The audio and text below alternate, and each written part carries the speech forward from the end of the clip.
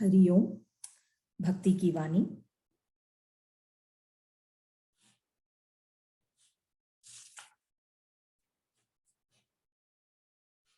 Eight 868। आनंद की ध्वनि आई भीतर बाहर, आनंद ही आनंद। ध्वनि प्रतिध्वनि, प्रतिध्वनि आनंद ही आनंद।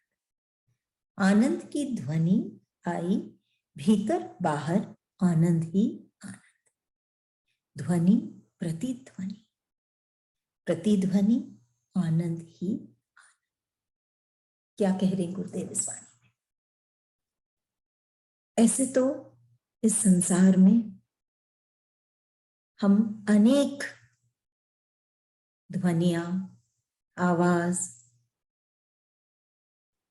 शब्द तरह तरह के हम सुनते हैं, लेकिन सबसे उत्तम है ये जो ध्वनि हमारे भीतर में जो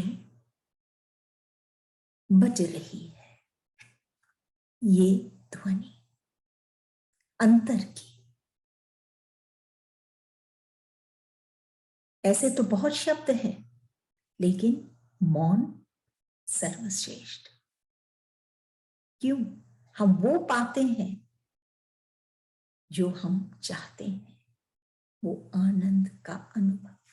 मौन है कि वो भी बहुत कुछ कहती है, कान लगा के नहीं, हमको दिल लगा के सुनना है। ऐसी ध्वनि की बात हो रही है इस वाणी में, जब गुरुदेव कह रहे हैं आनंद की ध्वनि आई। और सबको सुन के क्या वो आनंद पाता है भक्त?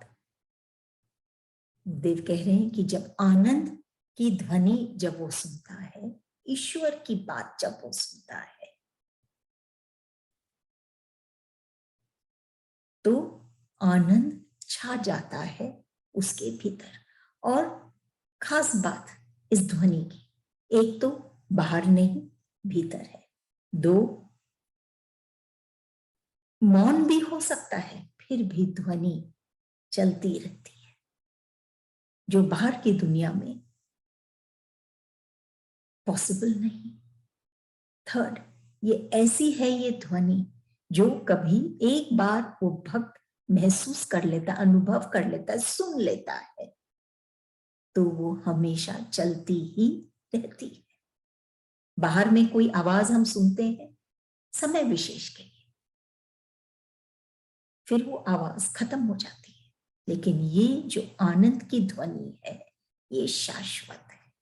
गुरुदेव कह रहे हैं आनंद की ध्वनि आई भीतर बाहर, आनंद ही आनंद। बाहर की कोई ध्वनि हो तो समय विशेष के लिए अच्छा लग सकता है, लेकिन आनंद की ध्वनि महसूस करता है वो भक्त, तो भीतर और बाहर आनंद ही आनंद। उसका जीवन ही सार्थक हो जाता है। इस संसार में जो रहता है वहां भी आनंद ही आनंद महसूस करता है, जब वो ये आनंद ध्वनि सत्य की, ईश्वर की, जब वो सुनता है, जो हर वक्त उसके भीतर बजती ही रहती है। उसको आनंद प्रदान करती ही रहती है। अलग दुनिया में वो विचरण करने लग जाता है। इस दुनिया में रहते हुए भी उसकी दुनिया आनंद में हो जाती है। भीतर बाहर आनंद ही आनंद। ध्वनि प्रतिध्वनि की ध्वनि ही नहीं, उसकी प्रतिध्वनि, जो एको जो आता है जब कोई ध्वनि निकलती है, तो उसका जो एको वापिस आता है, जब टकराती है कोई से, कोई पत्थर से या कोई चीज से, तो वापस वो एको भी आनंद की ही होती है, आनंद की ध्वनि में। एको भी आनंद की, प्रतिध्वनि भी आनंद की, प्रतिध्वनि आनंद ही आनंद। कि वो भक्त एक ऐसी स्थिति में जीने लग जाता है, बस ये आनंद की ध्वनि उसको सुनना है। ये बाहर की आवाज से जब वो अलग हो जाएगा, तब वो ये भीतर की ध्वनि को सुनेगा, जिससे उसके भीतर में भी आनंद, कोई कष्ट नहीं उसके दिल में, और बाहर भी उसका जीवन भी मजे से या आनंद में गुजरने लग जाता है। अगर हम ये उदाहरण लें कि खाना रखा है, भोजन एक थाली में, वो भक्त खाना खा रहा है, वो प्राणी मनुष्य बहुत स्वादिष्ट है खाना, उसको रेलिश कर रहा है। अचानक उसको बाहर जाना पड़ा। 2-3 घंटे बाद जब वापस लौटा, तो उसी थाली से वो जो खाना रखा हुआ था, बचा हुआ था, उसको खाने की उसकी इच्छा नहीं होती। क्यों? और इसी के विपरीत है आनंद की ध्वनि, कि कभी भी हम सुने वो आनंद ही देता है। गॉड का जो क्रिएशन है, रचना है, वो आनंददायक है। जब हम क्रिएट करते हैं तो हो सकता है वो हमको अच्छा भी लगे, लेकिन समय विशेष के। ये भक्त ईश्वर की रचना के साथ, ईश्वर के साथ, रचना में भी ईश्वर को पाना, ईश्वर से मिलना, हर एक कण में, चाहे कोई आवाज में, चाहे कोई रूप में, कैसे भी वातावरण में, कहीं भी वो ईश्वर से जुड़ता है। तभी वो ध्वनि वो अपने भीतर हर वक्त सुनता रहता है। ध्वनि ही नहीं, उसकी प्रतिध्वनि भी। जब उसके हृदय को वो ध्वनि छूती है,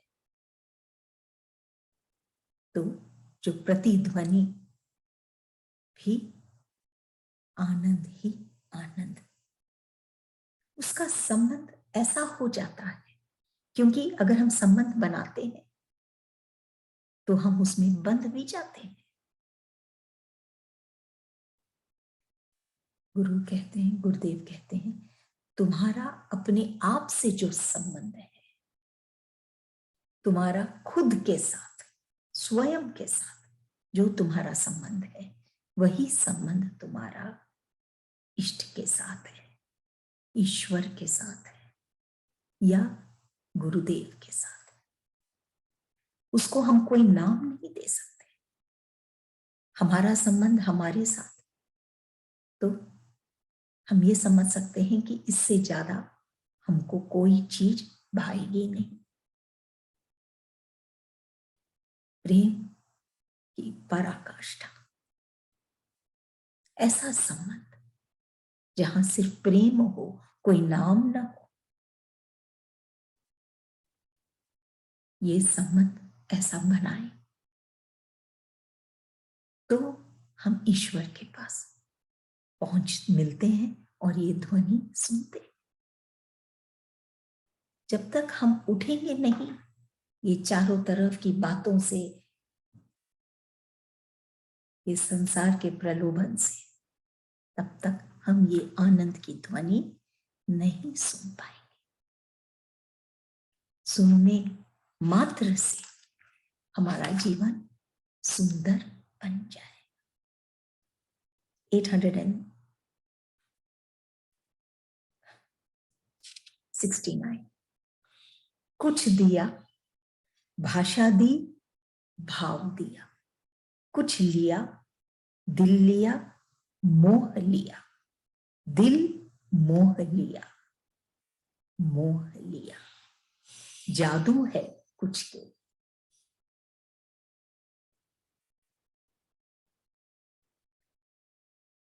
शब्दों का एक सुंदर डिस्प्ले। क्या कह रहे हैं गुरुदेव? कुछ दिया, भाषा दी, भाव दिया। कि वो इष्ट प्रभु अपने भक्त को क्या दिया? कुछ दिया। क्या दिया? भाषा दी, भाव दिया। भाव दिया जहां पे प्रेम, शांति वो महसूस करता है, ऐसा भाव दिया।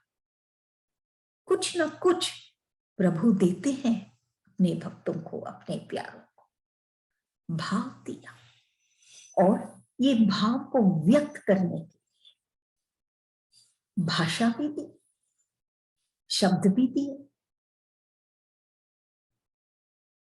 सिर्फ दिए ही नहीं, कुछ लिया भी। क्या? दिल लिया, मोह लिया। कि उस भक्त का दिल को ही वो ईश्वर चुरा लिए अपना भाव देकर। दिल ही ईश्वर का हो गया, दिल ले लिया। जो ये संसार में भटक रहा था, वो दिल को ईश्वर ले लिए। और क्या लिए? मोह लिया। कि अगेन मोह में जो फंसा था ये दिल, जिसके कारण वो कष्ट पा रहा था, वो मोह को ही ले लिया। मोह और प्रेम, इसका अंतर गुरुदेव बहुत सुंदर से हमारे आगे रखते हैं कि क्या अंतर है। प्रेम में वो चिंता, वो कष्ट नहीं, बल्कि बढ़ता है, आगे बढ़ता है। और मोह में कष्ट पाता है, प्रेम का ही रूप, लेकिन कष्ट पाता है। क्यों? वहां पे एक्सपेक्टेशन है, इच्छाएं हैं, कोई ना कोई कंडीशंस है, तभी मोह में वो दुख पाता है। तो वो मोह भी ले लिया ईश्वर ने, दिल भी ले लिया ईश्वर। उसके बाद गुरुदेव क्या लिखते हैं? दिल मोह लिया। कि जो मोह है वो तो ले लिया ईश्वर ने, जो संसार के लिए जो मोह था, लेकिन ईश्वर ने वो भक्त के दिल को मोह लिया। मोह जब संसार के लिए हुआ तो कष्ट, लेकिन जब ईश्वर ने मोह लिया तो एक अलग ही स्थिति, एक गति, एक सुकून। यही मोह। क्यों? ये भी उत्पन्न होता है प्रेम से, लेकिन मोह के भी दो रूप। तो मोह ले लिया जो संसार के लिए था, जो कष्टपूर्ण था, और मोह लिया उस भक्त के दिल को ईश्वर ने, कि प्रेम से जो ईश्वर वो भक्त का हो गया, और भक्त भी ईश्वर का हो गया। वहां कोई कष्ट नहीं, दिल मोह लिया, मोह लिया। कि वो दिल जो और निरर्थक, जो कोई काम का नहीं, ऐसा मोह को वो ईश्वर ले लेते हैं और भक्त के हृदय को मोहित कर देते हैं अपनी ओर।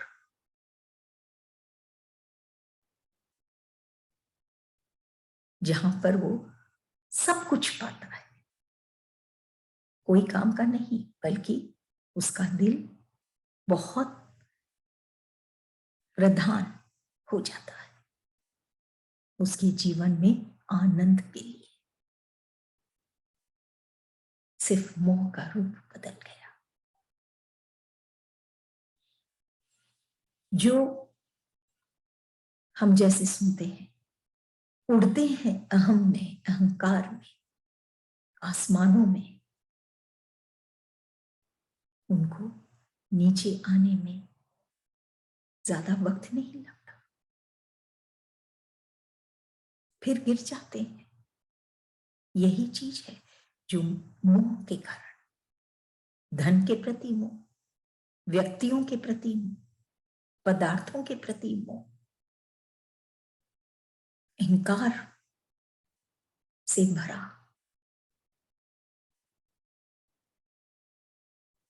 पावर के प्रति मोह। वो उड़ता तो है आसमानों में, लेकिन कब नीचे गिर जाएगा पता ही नहीं चलता। लेकिन जो ईश्वर के मोह में, ईश्वर जिसको मोहित कर लेता है, वो और ऊंची उड़ान भरता है, यहां तक कि वो अनंत में जाके ही उसका अंत होता है। तो कुछ दिया, भाषा दी, भाव दिया, कुछ लिया, दिल लिया, मोह लिया, दिल मोह लिया, मोह लिया। जादू है कुछ के लिए। अब गुरुदेव क्या कह रहे, ये जो परिवर्तन वो जो अपने भीतर देखता है वो प्राणी, किसी के लिए तो लगता है कि कोई जादू है। क्या परिवर्तन, जो संसार के मोह में जो फंस के कष्ट पा रहा था, आज उसके पास भाव है, वो भाव को व्यक्त भी कर सकता है। और ईश्वर ने उसे मोह लिया कि आनंद ही आनंद है, भीतर ईश्वर भीतर है और बाहर भी। ईश्वर को जो अनुभव किया है भीतर, वो ईश्वर को कण कण में देख पाता है। मौज ही मौज है। अगली वाणी 870। कितनी बातें लिखूं, इतनी सी और लिख ली। कितनी बातें लिखूं, इतनी सी और लिख ली। कि अगर हम ईश्वर की बातें करें, सत्य की बातें करें, तो वो अनंत है, उसका कोई अंत ही नहीं। जैसे कहा जाता है हरि कथा हरि अनंत, हरि कथा अनंत, कि उसका कोई अंत ही नहीं। तभी वो भक्त कहता है कि और क्या क्या लिखूं, और जिसमें कितने कितने सालों से, सदियों से ईश्वर की बातें हो रही है, कई तरह से भी प्रस्तुत हो रही है, ग्रंथों में, गीता में, भागवत और भी अनेक ग्रंथों में, लोगों के द्वारा ग्रंथों में उनकी बातें हो रही है। लेकिन आज भी उतनी ही बातें हैं। बातें कभी उनका अंत नहीं होता है, नहीं हो सकता, क्योंकि वो खुद अनंता है, अनंत है, उनकी बातें अनंत है। तभी वो भक्त कहता है कितनी बातें लिखो। जब तक वो लिखता जाता है वो भक्त, तब तक ईश्वर उसे भाव से भरता रहता है, उसका कोई अंत नहीं। कितना दे सकता है ईश्वर उसको, उसकी बातें वो कभी खत्म ही नहीं होती। ईश्वर की रोज नए भाव खिलते हैं।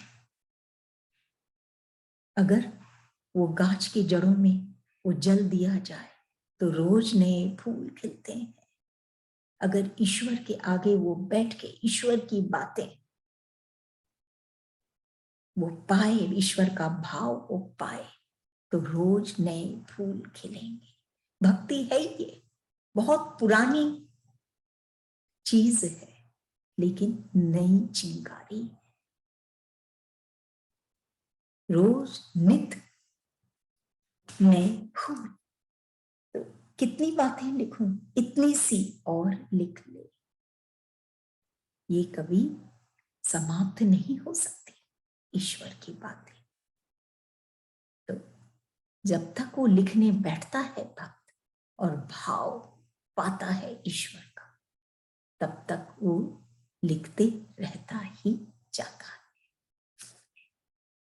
871 सौगात। गात रहते मुझे 100 गातों से भी सौगात प्रिय है, क्योंकि ये प्रिय की सौगात है। सौगात, उपहार, सबसे प्रिय उपहार एक भक्त के लिए क्या है? हम अनेक उपहार देते हैं और पाते हैं संसार में, व्यवहार में, सब संबंधों में बंद कर। यहां भक्ति की बात है। सबसे उत्तम सौगात या उपहार क्या है उस भक्त के? गुरुदेव लिखते हैं, सौगात।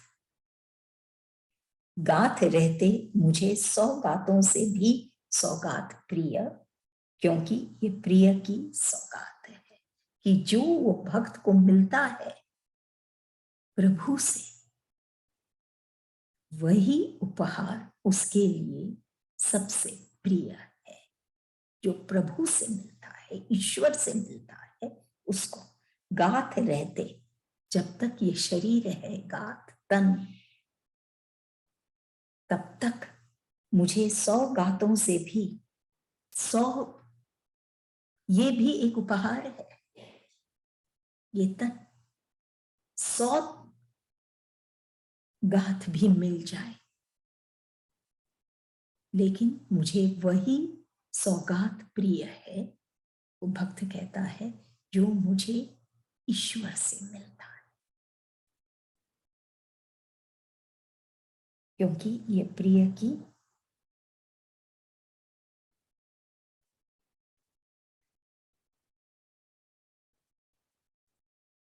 गात रहते हुए भी, ये शरीर रहते हुए भी उसको सबसे ज्यादा प्रिय ईश्वर का ये सौगात है, उपहार है, जो उसको ईश्वर देता है।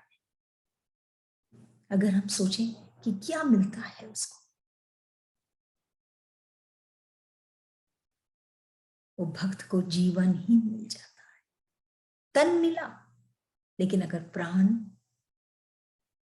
नहीं है उसमें, तो वो निरर्थक।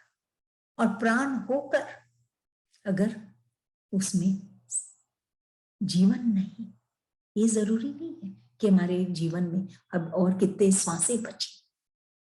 जरूरी ये है कि हर श्वास में हम कितने जीवन को महसूस करते हैं, जीवन कि हम जिंदा हैं,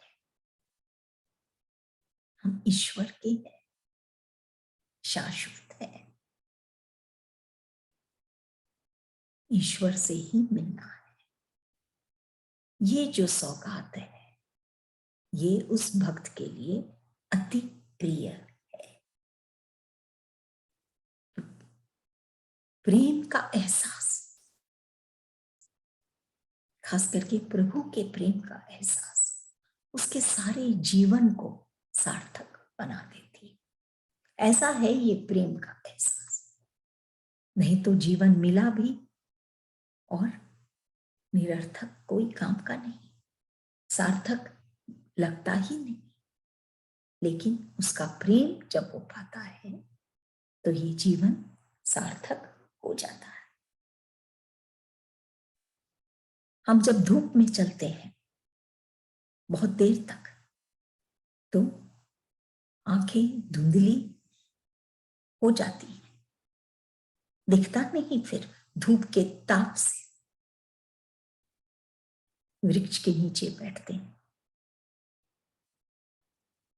ऐसे ही इस संसार के भीड़ में, धूप में, ताप में, जब हम अपने गुरुदेव के पास उनकी छत्र छाया, जब हम बैठते हैं तो हम विचार कर सकते हैं सही तरीके से कि अब कैसे चलना है, कहाँ चलना है। नहीं तो ताप में हम तप जाते हैं, यहां तक कि खत्म हो जाते हैं। लेकिन गुरुदेव वो छत्र छाया देते हैं, जैसे उस यात्री के लिए वो पेड़ या वो वृक्ष। यहां तक कि एक कोई सराय होता है या होटल, तो उसमें अगर वो भरा हुआ है तो जो यात्री पहुंचते हैं वो वापस लौट जाते हैं। ऐसा भर देता है हमारा इष्ट हमारे हृदय को विचारों से कि जो निरर्थक विचार है, अभाव है, वो स्वतः ही लौट जाते। ऐसी स्थिति बनती कि सौगात गात रहते मुझे सौगातों से भी सौगात प्रिय है, क्योंकि ये प्रिय की सौगात है। सिर्फ ये शरीर को पाना, ये तन को पाना, इससे वो भक्त संतुष्ट नहीं। उसे तो वो उपहार चाहिए जो प्रिय की है, जो उसका प्रिय है वो उसको देता है। वो भाव, उसको ऐसा उपहार चाहिए। नेक्स्ट 872, रग रग में मां की ज्योति फैली यही मार्ग है, और मार्ग की बातें किस काम की। रग रग में मां की ज्योति फैली यही मार्ग है, और मार्ग की बातें किस काम की। मार्ग, पथ, जर्नी, उस पर कई मार्ग है। एक जो भीतर में है, एक जो बाहर है। मार्ग कि ये करना है मुझे, ये करना है मुझे, ऐसे जाना है, ये करना है। और एक है भीतर में, भीतर की ओर। और एक मार्ग है जो जिस गुरुदेव जो इस वाणी में कह रहे हैं, रग रग में मां की ज्योति फैली यही मार्ग है। कौन सा मार्ग? जो रग रग में उस भक्त के, वो रग भी तो एक मार्ग है। नॉर्मली तो हम कहते हैं खून चलती है इन रगों में, लेकिन यहां गुरुदेव कह रहे हैं रग रग में मां की ज्योति की, उस भक्त के इष्ट मां प्रभु की ज्योति जिसके रग रग में फैल रही है, वही मार्ग सही है। और अन्य मार्ग किस काम की।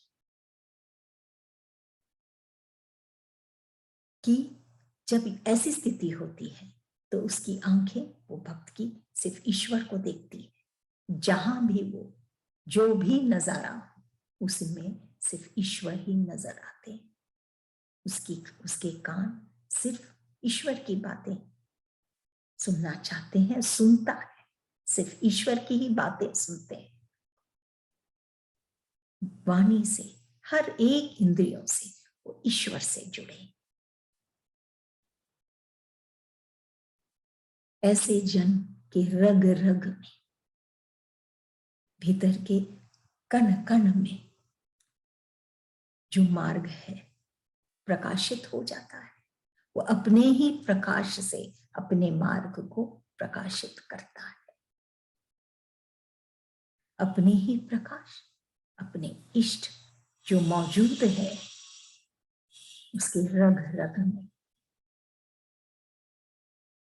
हर क्षण वो उसी मार्ग पर चलना चाहता है। मतलब सिर्फ ईश्वर की ओर ही वो बढ़ता है। जिसके इरादे मजबूत है, हम ये भी कह सकते हैं, तो उनको अपने मंजिल को पाना, लक्ष्य को पाने के लिए कोई रथ या कोई गाड़ी,